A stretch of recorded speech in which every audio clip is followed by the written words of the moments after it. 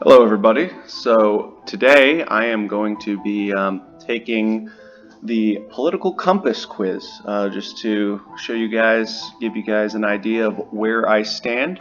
Now I have not taken it in a while and I'm sure that my stances have changed somewhat, and I've noticed that in the past whenever I've taken it, like each time it's changed a little bit. I feel that that's somewhat normal for everybody who takes it probably. But so yeah, I'm gonna go and I'm gonna take the test, and as I go along with each question, I'm going to go ahead and explain my reasoning for picking each one, just so you get a sense of where I stand, what my philosophy is, what my beliefs are, and ultimately that will give you, the viewer, a better idea of maybe the perspective or the place I'm coming from on this channel in general, and uh, even the kind of content that I'll end up making. So we're going to go ahead and take it, starting right now. Alright, so just to let you guys know, in case for some reason you've never heard of this or you haven't taken it, there definitely are quite a few flaws with the political compass quiz, or test rather. And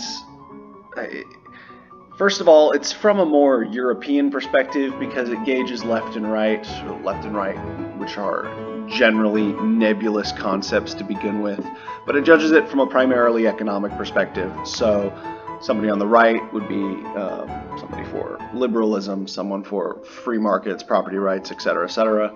Somebody on the left would be more for a, I don't want to say egalitarian, but more equal economy, socialism, I suppose, which would be the most extreme version of that. Now, the very first time I took this, which was, I don't know, many years ago, I actually came out on the libertarian left, but my views have changed quite a bit since then, and it's going to be a surprise to me to see how different my views are from the last time I took it too, which was probably about maybe, I don't know, 6 months ago or so. So yeah, might as well get started. There's no need to dawdle. So yeah, question 1. If economic globalization is inevitable, it should primarily serve humanity rather than the interests of transnational corporations. So,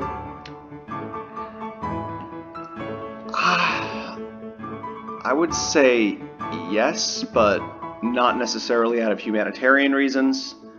I don't think that should be their prime prerogative necessarily, because I mean, globalization is ultimately about making a profit, is ultimately about increasing GDP, spreading wealth. However, it does have the byproduct of lifting people worldwide out of poverty, and it's a net positive ultimately. So I do think that a yes, or rather in this case an agree, would benefit this question.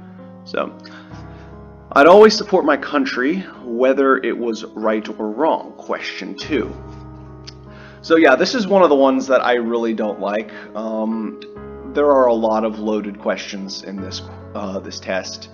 This is one of them because it's not making a distinction between country and government, because we need to differentiate between the two. The state is the regime that rules over the body social. The body politic rules over the body social, or has the monopoly on violence. It makes the decisions, the laws of the land, all that stuff. So the country itself can't really be rather right or wrong, because it's not an institution that behaves or makes decisions, which would in this case be the state.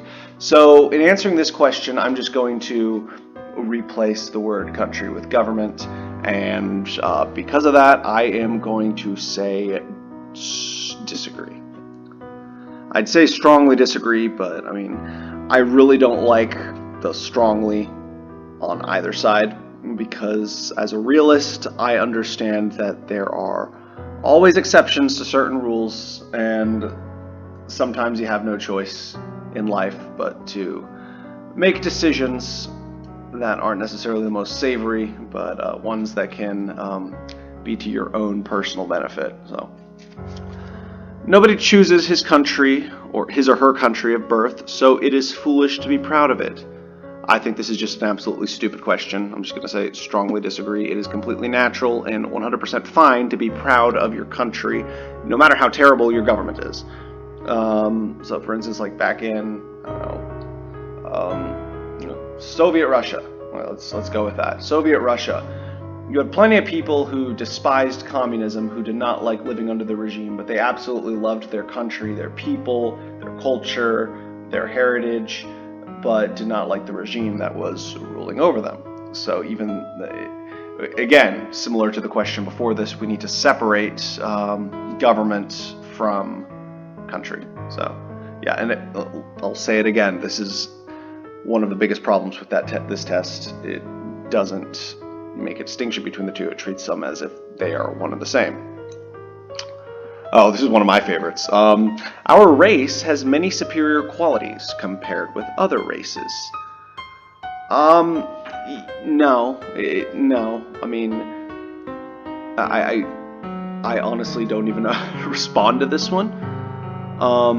I mean, yeah, I get that there are biological differences between like different peoples from different places worldwide, but like nobody is inherently superior or inferior just because they have their physical differences. I mean, it's really just skin deep, no pun intended.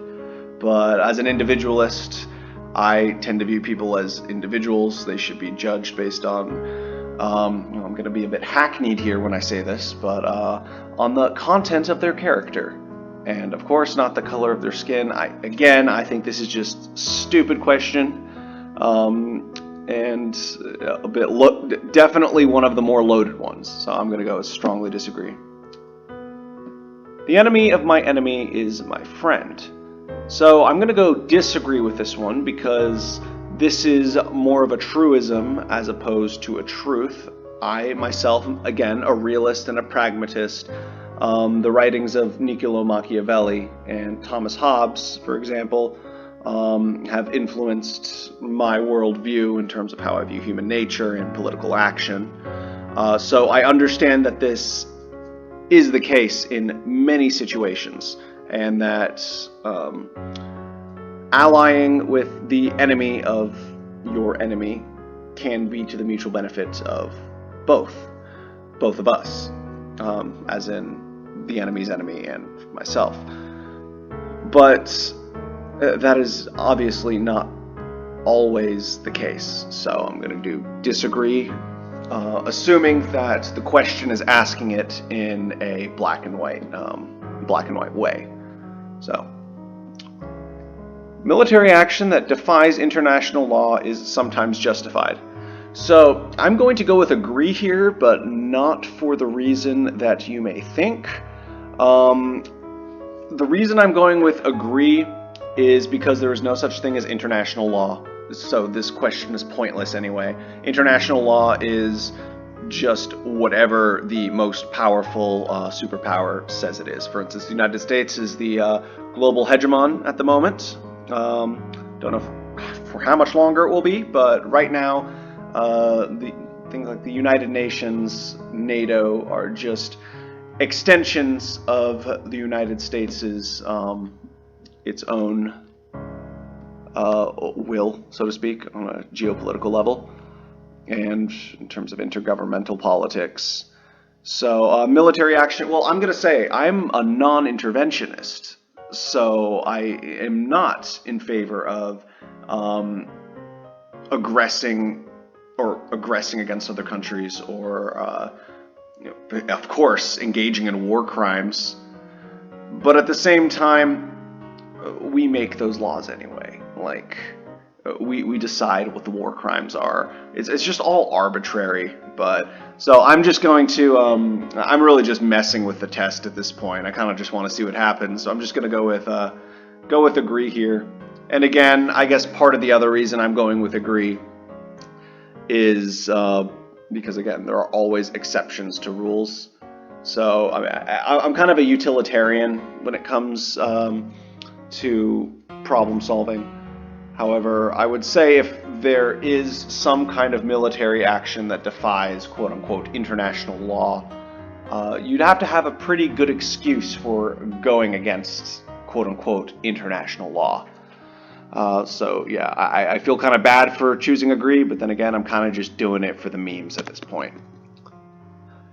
There's now a worrying fusion of information and entertainment. Yes, 100% yes. The mainstream media sucks. They are the three major networks: Fox, MSNBC, CNN. They're all owned by the same people. Whichever one, one of them is always going to be controlled opposition. And which one is controlled opposition is always going to depend on which party is in power. Right now, I would say, honestly, it's actually kind of difficult to decide who would be the controlled opposition in the Trump administration, because things have just gotten so fucking weird. Because, I mean, you have MSNBC and CNN, which are the traditional establishment, and then Fox, which is just kind of the Trump-tard news network. But at the same point, the Trump-tard news network, which is kind of rebelling against the MSNBS, FNN consensus, it is aligned with the party that is currently in power. So I don't know, maybe it is a little more nuanced than I previously described it, but either way, that does not really matter. I'm kind of just rambling on here. So yeah, I'm going to go with strongly agree. Next page. People are ultimately divided more by class than by nationality. Okay, so I'd say there's a bit of a hierarchy here in terms of what people are divided by. I would say people are definitely more divided by class than they are by race. But nationality, well, I think I'm going to, I know I'm being a little liberal with this, but I am going to replace nationality with culture in this sense, because, yeah, people are ultimately more divided upon cultural lines, civilizational lines, than they are based on class. So, for instance, let's say you have some industrial worker in Wuhan, China, and he makes like a very low wage. And then you have somebody who makes an equally low wage, I mean, adjusted to like currency balance. Somebody working in a Colombian coffee plantation. Yeah, they're both not even you can't even call them working class. They're both very low paid, unskilled laborers working, I guess, similar kinds of jobs, just a larger kind of quote-unquote industrial job, because, I mean, as in they are working for a specific industry. Yet at the same time, they have two completely different worldviews. That's one of the biggest problems with communism, because it presupposes that there will be some sort of big worldwide workers' revolution, and that socioeconomic class is going to unite them all, when different cultures fundamentally have different worldviews, different ways of looking at the world. Their different worldviews give them meaning, gives them purpose, that inspires all of their art, their music, their architecture, their culture forms, their philosophical worldviews, even their mathematics.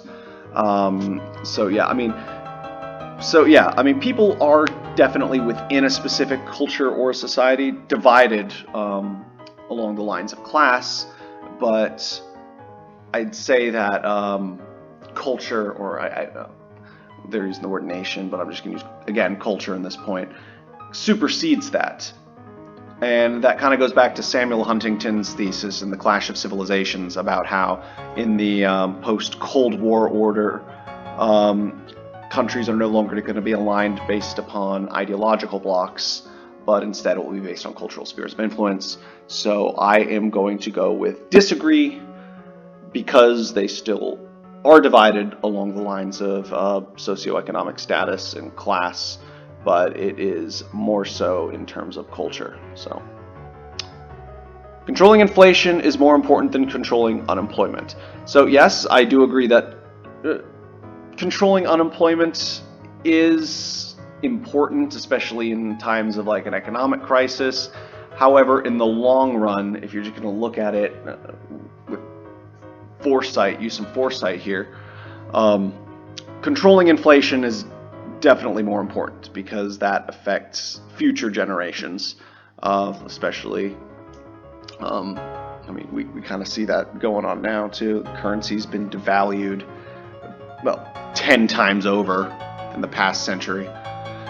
And yeah, I mean, controlling unemployment, that's really just a in-the-moment solution, a short-term solution, but you need to think of the long-term here, so I'm going to go with strongly agree. Because corporations cannot be trusted to voluntarily protect the environment, they require regulation. Well, I wouldn't say that is the only reason that they need to be relegated. I mean, okay, so I'm generally for very few regulations in the economic sphere. I jokingly refer to myself as a quasi-fair capitalist, meaning that there are a few specific regulations for utilitarian purposes that might be needed here and there. But but it's not just because of the environment. I mean, personally, I'm not even necessarily for environmental regulations. I'd be more in favor of something like a carbon tax. And I say that as someone who hates taxes, but somebody who does realize that the environment is important. But I guess I'll go with a hesitant agree here. So, from each according to his ability to each according to his need is a fundamentally good idea. So, it depends. Good in concept or good in practice? I'm going to take them at face value and assume that they mean good in concept, because in concept, yes, it is a very good idea. I mean, Marxism is supposed to be the basis of a utopian order. But then again, in practice, we know what happens when you try to implement communism. So because of that, I'm just going to go with a disagree, kind of more like as a sort of default choice. But yeah. So here's one of my favorites. The freer the market, the freer the people. So I'd say, again, similar to I think was it question 2. This is more of a truism and not necessarily a truth. So on average, countries with liberal economies countries that respect property rights fare off a lot better than countries that do not. However, not all countries that have free markets are necessarily free or like libertarian or liberal or any of that in the social sense. For example, you have, let's take Chile back in the 80s and 90s under Augusto Pinochet, and then compare that to modern day Denmark. So the markets in late 20th century Chile were definitely freer than the markets in Denmark. However, Denmark has more personal freedom in general. So it's not necessarily like that the countries with the most freed up markets, the most open of markets, are the freest, but countries that have free markets are always going to be freer than countries that do not have free markets. So yes, I will say agree. No, I'll go strongly agree. Because I basically know what they're trying to ask. So, it is a sad reflection on our society that something as basic as drinking water is now a bottled, branded consumer product. So I am personally an anti-materialist, so I want to say yes.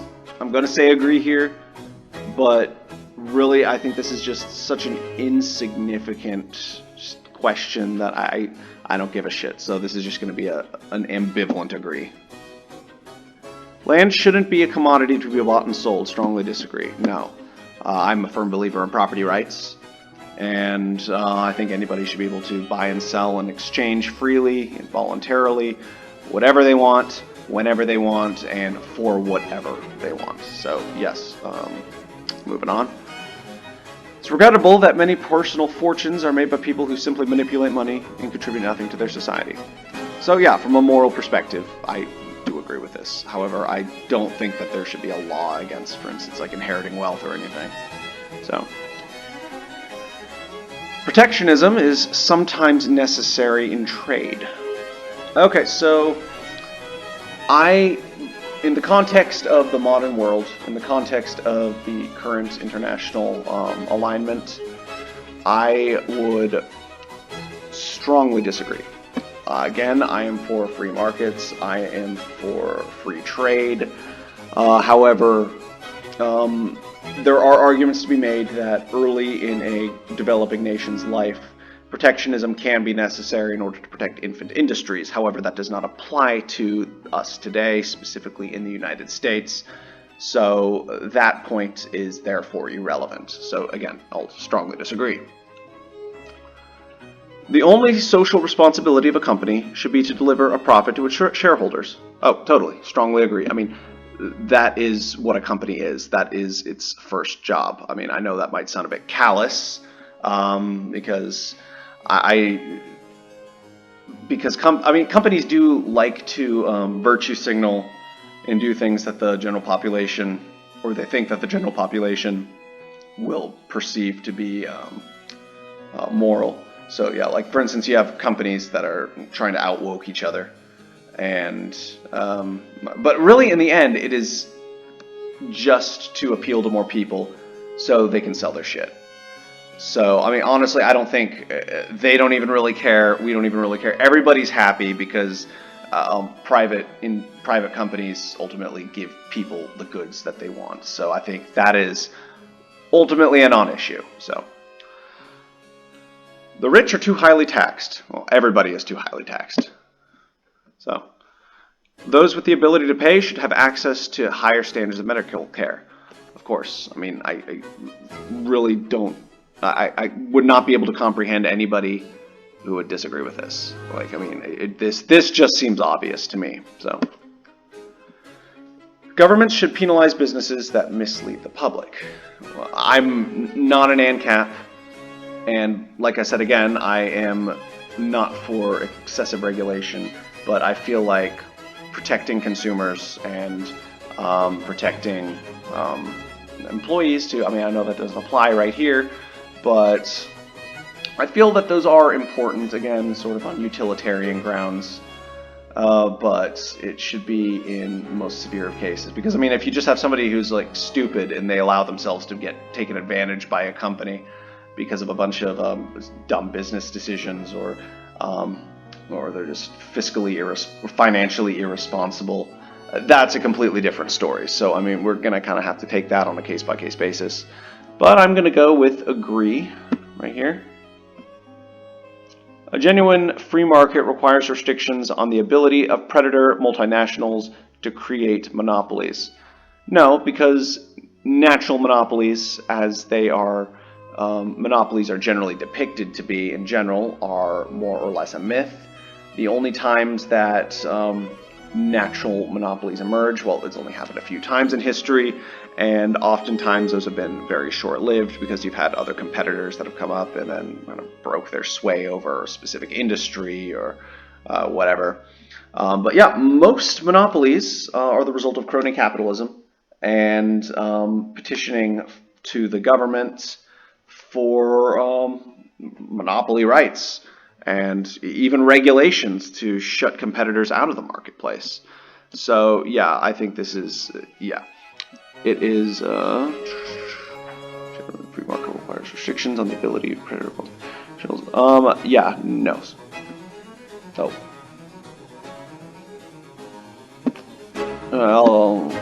Yeah, strongly disagree. Abortion, when the woman's life is not threatened, should always be illegal. So, this is probably going to be controversial for some of you guys, but my stance on abortion, well, I generally lean towards what is known as evictionism, which is the Rothbardian perspective on abortion. Now, personally, I do not like abortion. If I had a female friend who got pregnant unexpectedly, came to me for advice, I would give my personal appraisal. I would say I would not get the abortion because I do not believe in abortion. However, I also do not believe that it is my job to tell you what you do with your body. Your body is your own personal property. You own yourself. And technically a fetus is, for the lack of a better term, parasitical. And you shouldn't be forced to have it living inside you. I mean, I know this sounds like a very callous position, but I have to adhere to the rules of my own logic. This is the same exact stance I have on guns as well. Yes, everybody should have the right to own a gun because it's all about property. It's all about ownership. Self-ownership is included within that. The body is the ultimate property. However, but yeah, no, I do not think. I think there should be, I don't believe in late-term abortions. I think that is egregious, and at that point, that is pretty much murder. Like, I believe life begins at conception, but I don't believe that they are necessarily a person yet. And I think that since the mother is conscious, the fetus is not conscious. I really don't think it makes much of a difference. Again, I do not like abortion. I do not support people getting abortions, but it's not my job to say whether or not somebody should be able to, and same with the government. So I'm going to go with disagree. All authority should be questioned. I mean, I'd say so. I mean, that was pretty much my childhood. So, strongly agree. An eye for an eye, a tooth for a tooth. Yeah, this is one of the vaguest questions on here, and it's one of my least favorite. I am going to go with disagree because that kind of goes against the foundational morals of our society, which is, I guess, based on like Judeo-Christian ideas. And I don't know. I just think that'll just lead to more needless violence. I mean, I'm for retribution and justice and that sort of thing, but only when the arbiter of the law is dealing such penalties out. So it's not my job. Taxpayers should not be expected to prop up any theaters or museums that cannot survive on a commercial basis. See, again, this one is very vague. I am actually going to put disagree here. I generally do agree with this sentiment. However, this could apply to things like the Smithsonian or public libraries, which I am very much for because I think an educated populace is one of the most important things that a free society needs. And if you don't have access for like educational access for people of like lower socioeconomic status, they don't have access to those same kind of materials. You are not fostering a free and educated society. So schools should not make classroom attendance compulsory. Well, in terms of public schools, I'm going to assume that you mean state schooling here. I am going to say agree. I am for school choice. I believe that I'm a strong supporter of like homeschooling and charter schools and just alternative methods of education outside of the public school system. However, I do think that it should be required by law that children get an education till a certain age. But I do not think that they should be required to go to a quote-unquote school in the traditional sense. So, all people have their rights, but it is better for all of us that different sorts of people should keep to their own kind. See, this is probably one of my least. This is yeah, I'd say this is my least favorite question because it's not even asking anything. It's like, what does this even mean? So, I mean, I'm just gonna, it just seems like I got you, but I'm just gonna go with disagree. Good parents sometimes have to spank their children. I mean, just discipline in general. I mean, as long as you're not like beating the crap out of them or like bloodying them up. I mean, I guess a little smack on the buttocks might be necessary in some situations. I mean, definitely not as a first resort, but I mean, it gets kids' attentions. And I mean, like, really little kids right here. But yeah, not if it's like abusive, though. But on principle, I'll just say, yeah, I agree. It's natural for children to keep some secrets from their parents. So, yeah, for this, I am going to strongly agree. Because, I mean, I think it's completely unnatural for a child to tell their parents everything or to want to tell their parents everything. If not, I feel like there's something wrong with them. I don't know. But yeah. Possessing marijuana for personal use should not be a criminal offense. Well, possessing any drug for personal use should not be a criminal offense in my opinion. So strongly agree. The prime function of schooling should be to equip the future generation to find jobs. I do agree that is one of the most important aspects of education, but that is not the only aspect, so I'm going to put disagree. People with serious inheritable disabilities should not be allowed to reproduce. I'm not even going to say anything. I'm just going to put strongly disagree, and we will move on. The most important thing for children to learn is to accept discipline. It's important, but it's not the most important, so I will put disagree. There are no savage and civilized peoples, there are only different cultures. So, in a sense, this is correct, in that different cultures have their own customs, and their own worldviews, and their own ideas of right and wrong, which kind of functions within that specific culture, and there's a mutual understanding there. And then you have different cultures that will come and they'll clash and they'll collide, and they will recognize that their respective interpretations of right and wrong are completely different. So in that sense, there are only different cultures, and they are, I guess, quote-unquote equal. But, I mean, there definitely are acts that certain cultures do that are inherently barbaric.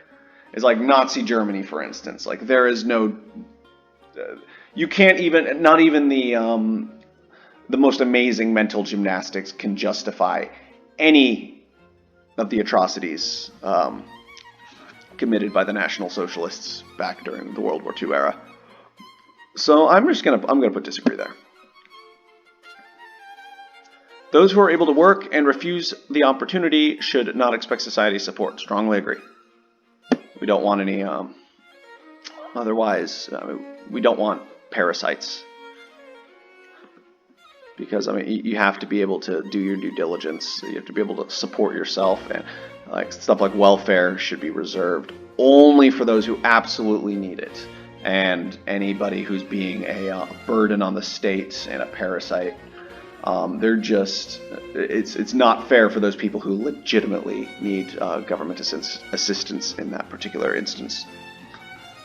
When you're troubled, it's best not to think about it, but to keep busy with more cheerful things. I don't even know what this question is asking. I've never really been able to understand what it's asking.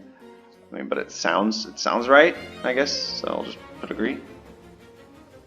First-generation immigrants can never be fully integrated within their new country. I am going to put disagree, like a soft disagree here, because this question is worded very deterministically and just rationally and logically speaking. Nothing in this, at least pertaining to individuals, is ever 100% deterministic. Plus, I have seen first-generation immigrants who have completely managed to assimilate into U.S. culture here. It might be harder to do so in other cultures, but it's especially easy to do so here in the U.S. I wouldn't say this is a loaded question necessarily, but again, it's very black and white. And that is, like I said earlier, probably the single biggest issue with this test. So, what's good for the most successful corporations is always ultimately good for all of us. You see, again, this one is vague, and I mean, I wouldn't necessarily say that what is good for Amazon is what is good for like poor little Tiny Tim down on the street whose dad's small business was run out of business by Amazon or whatever, and they lost their house and their mortgage and all that. I mean, Tiny Tim is not doing very well in that situation. So I'm going to go with disagree, because this is just such a simplistic question that they're asking. So, no broadcasting institution, however independent its content, should receive public funding. Oof. I like PBS, but I mean, most of it, a good part, PBS, NPR, they could definitely stand on their own, based upon private donations.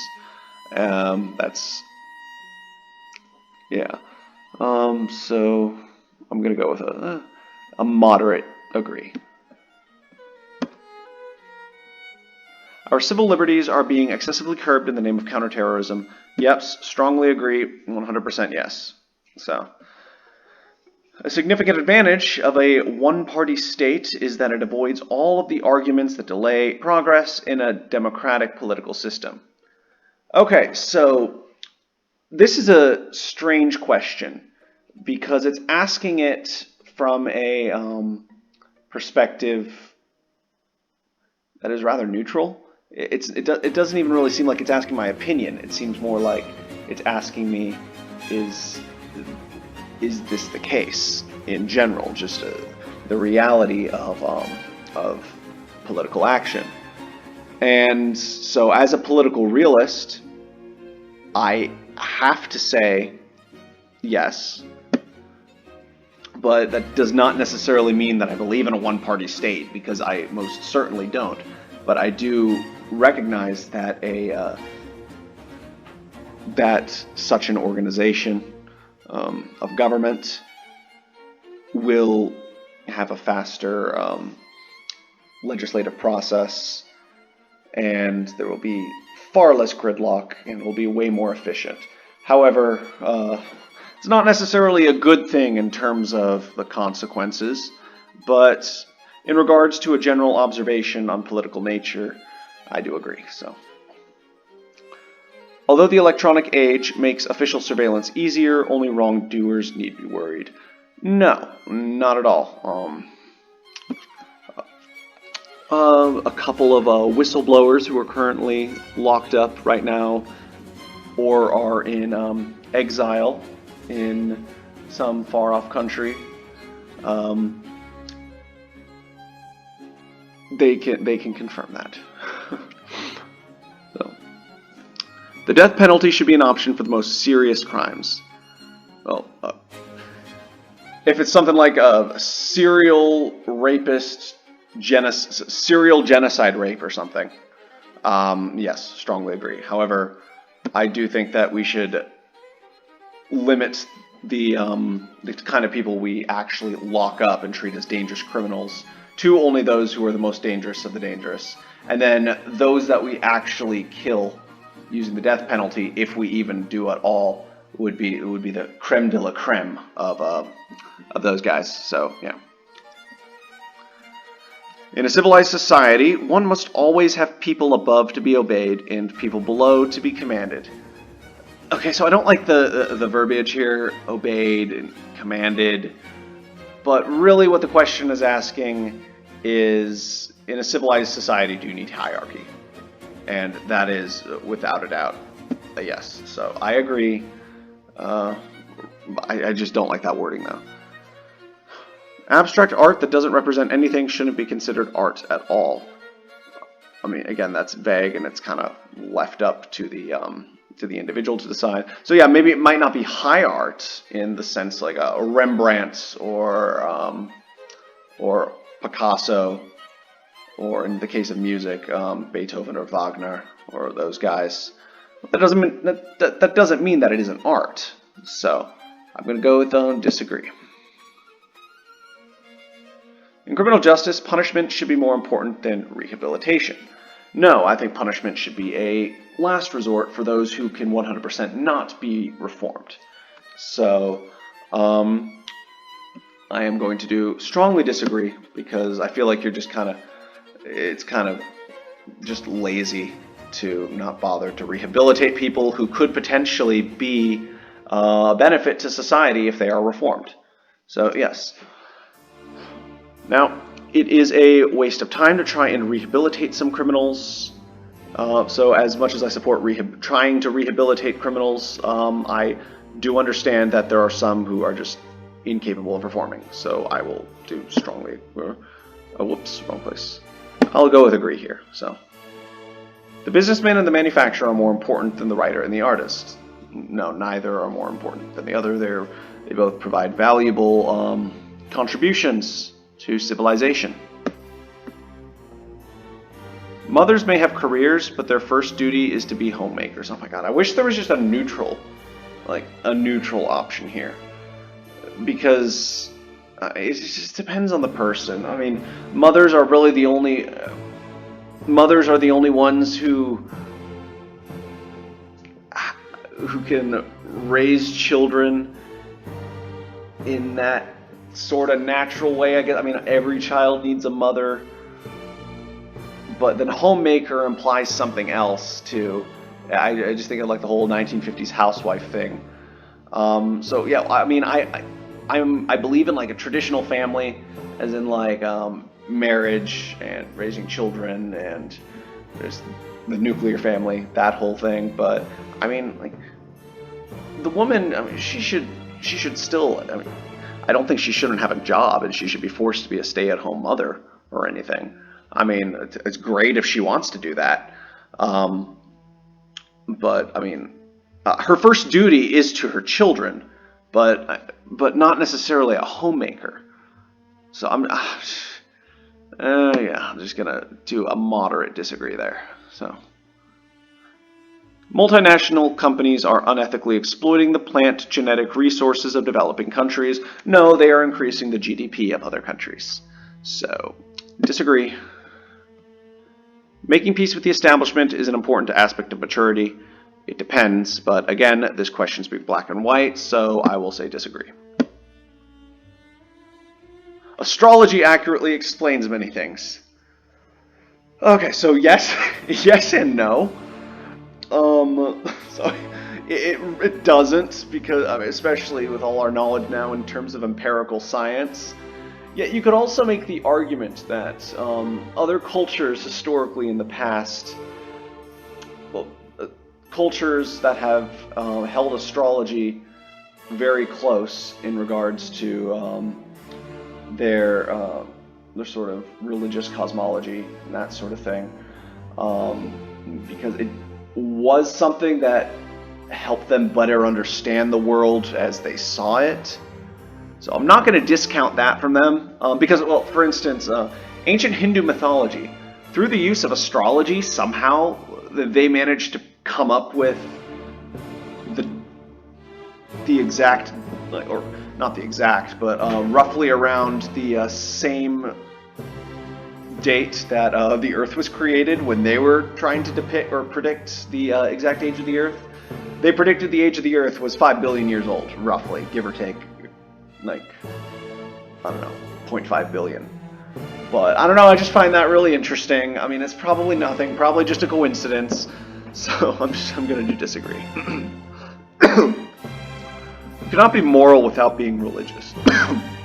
Now, I agree that society's constructs with regards to morality do stem from religion. I mean, you don't have to be like practicing a religion in order to be a good person. I mean, I know some atheists who are better Christians than some Christians that I know, and I'm not even exaggerating there. However, I do think that religion on a fundamental level is sort of the source of constructing basic moral principles for a society. So I'm just going to put disagree there, but again, these are very reductive questions, so Charity is better than Social Security as a means of helping the genuinely disadvantaged. I've heard people say the exact opposite, but I feel like at that point those are just people who are simping for socialism. I mean, yeah, I understand that like there are valid arguments to be made of Social Security. I might not necessarily agree with all of them, but come on, charity is always preferable. I mean, I don't understand how somebody could argue against that. It feels better to receive charity than to receive Social Security, or just welfare in general. And it feels better to give your money or to donate to people or to charity than it does to pay taxes. So, strongly agree. Some people are naturally unlucky. Shit happens. It's important that my child's school instills religious values. So I think that that's instilling religious values. That's the place for like church. But that's what church is for. I think school is for education, for like non-church related things. I mean, I think they're both educational, quote unquote, institutions, but they're there for very different things.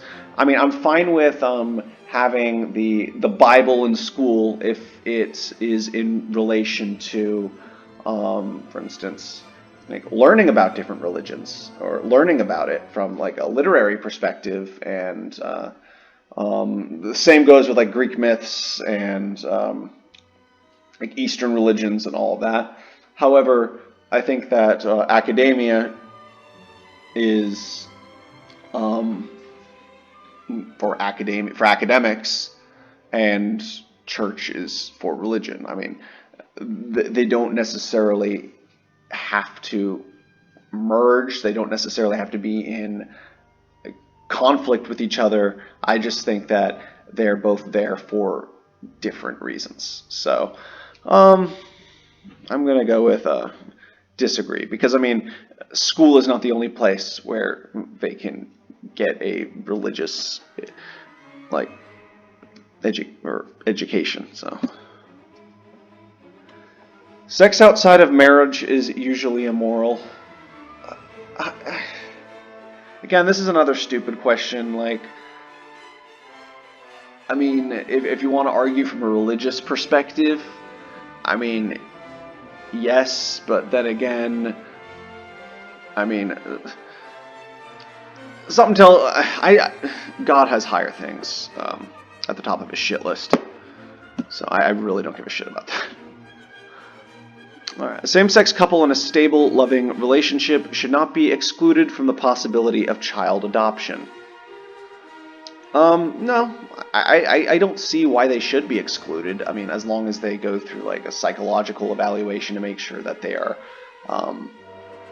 properly equipped. Yeah, I do realize that it is preferable. Like, children on average tend to turn out or tend to succeed the best when they are when they are raised by a mother and a father who are married in a traditional family setting. That's just a statistical fact. However, again, that is not at all deterministic in any way. It all depends on the individuals who are raising them. However, in regards to same-sex marriage, I do think, I 100% do think that people who are gay should be allowed to get married. I think that it is better that they get married than they not get married. Because the thing is, like, so I consider myself socially liberal, but culturally traditionalist or conservative, in the sense where I believe in upholding and preserving those essential institutions for our culture. For instance, marriage. I'm very, very, very pro-marriage. However, it doesn't matter if you're straight or you're gay. I just want you to get married. I just think that marriage is an important institution to uphold. It's good for society.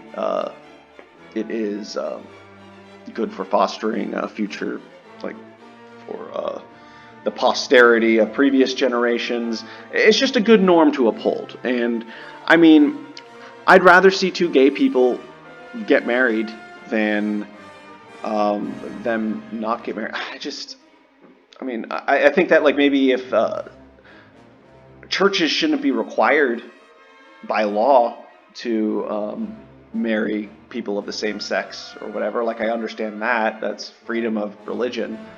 But they should be allowed to if they want. It doesn't bother me. I really don't think it matters much in the end. So I disagree with that. So pornography depicting consenting adults should be legal for the adult population.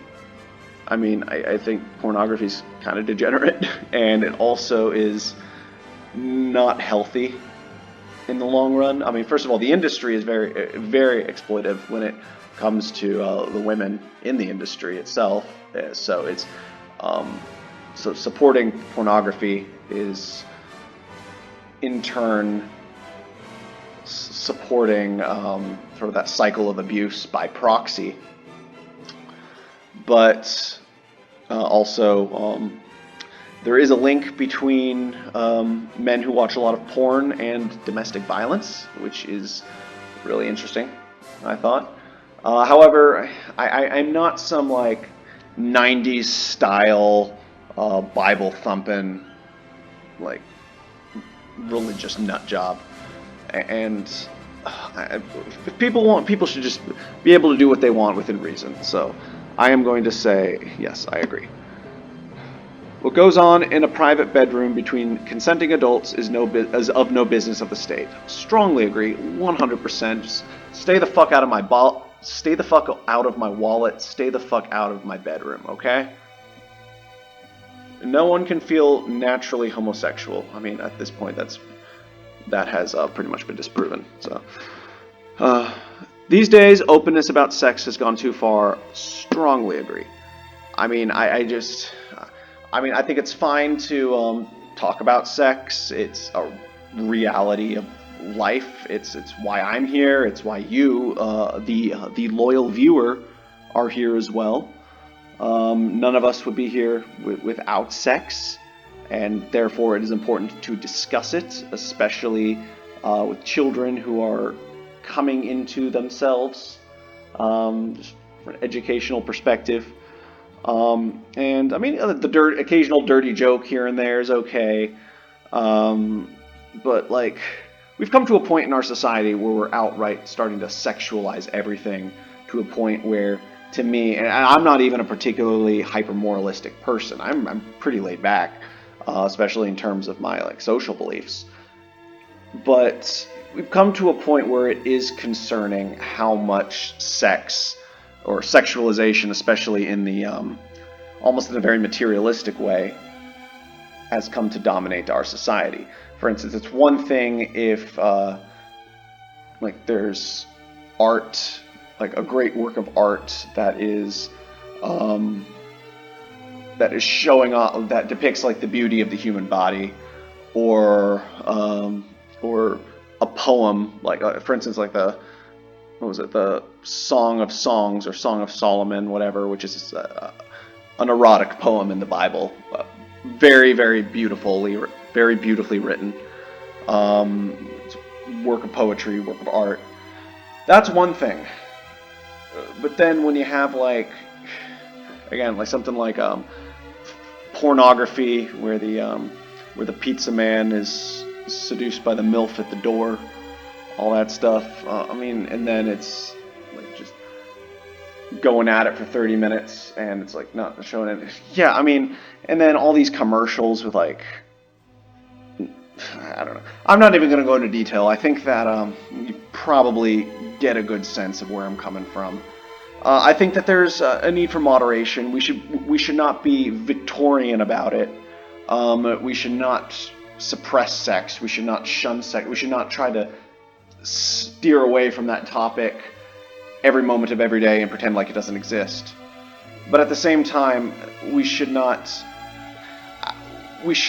our society should not be obsessed with sex like it kind of is right now. Like there are, believe it or not, higher pleasures above sex, like reading a good book or taking the political compass test. Let's see where I stand.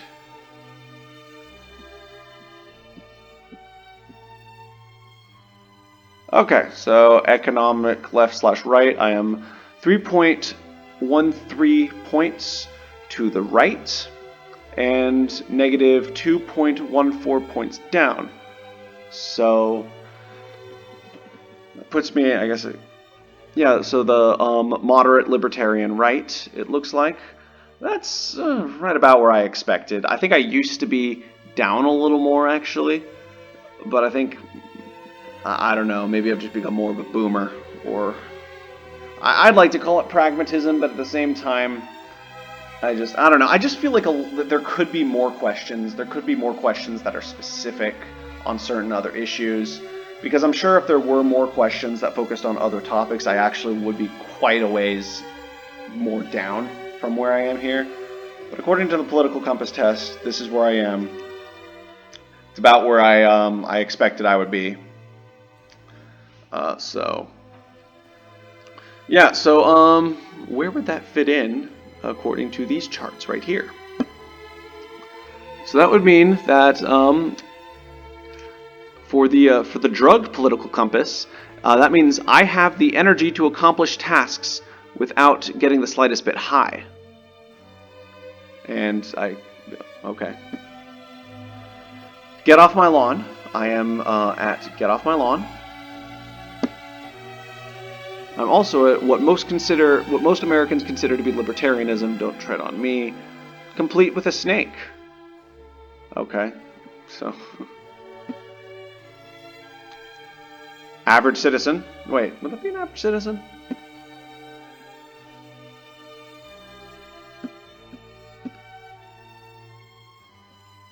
I'm on the border of average citizen. God, I have to check again. My eyes are not good. Yeah, I'm average citizen. Damn it, I was hoping I'd be 1776. Okay. And I'm at classical liberalism, looks like. Right there. Or classical radicalism. What the hell? Okay, well, I mean, I guess the best way to describe me would be like a classical liberal or whatever. I've tried to distance myself from that term more recently due to certain rave Dubins who have bastardized the term. But yeah, again, it's about where I expected myself to be. I hope this at least gave you a little bit of insight as to what some of my personal beliefs and convictions are. Sorry if you guys are disappointed if I did not live up to your expectations for what you wanted my beliefs to be. But if I didn't, then fuck you.